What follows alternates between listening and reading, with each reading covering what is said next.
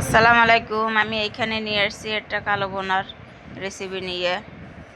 তা আমি এইখানে গোশটা বের করে ভিজাই রেখে আমি শুরু করলাম ধুতি সুন্দর করে ধুয়ে নিচ্ছি। এখানে আবার দেওয়া হয়ে গেছে। তারপরে এখানে পরিমাণ মতন সব কিছু আমি একে একে করছি, রেডি করে রাখছি। তারপরে এখানে আছে মরিচের গুঁড়া, হলুদের গুঁড়া, আদা বাটা, রসুন বাটা, পেঁয়াজ বাটা।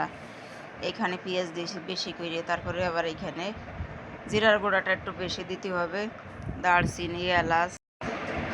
তারপর আমি একে একে এখানে পরিমাণ মতো সব কিছু দিয়ে দিচ্ছি ইচ্ছে মতন। এখানে আমি তেলটা দিয়ে দিচ্ছি, দিয়ে হাতে মাখায় নিয়ে নিচ্ছি। এখানে আছে কালো বোনার যে মশলাটা ছিল ওটা দিয়ে দিচ্ছি। তারপরে আমি এইখানে নাড়াচাড়া দিচ্ছি। নাড়াচাড়া দেওয়ার পরে যে মশলাটা থাকে ওটা দিয়ে দিলাম। তো আমার কালো বোনাটা কেমন হয়েছে, আপনাদের যদি ভালো লাগে কমেন্টে জানাবেন আর লাইক দেবেন। যদি ভালোবেসে থাকেন তাহলে একটা সাবস্ক্রাইব দিয়ে দেবেন। তারপরে এখানে রান্নাবান্না হয়ে গেছে, আমি খেতে চলে আসলাম। আমার অনেক দেরি হয়ে গেছে, খেতে চলে আসলাম। আমার ছেলে মেয়েরে নিয়ে এসে, আমার মেয়ে এসে ছেলে। আসসালামু আলাইকুম।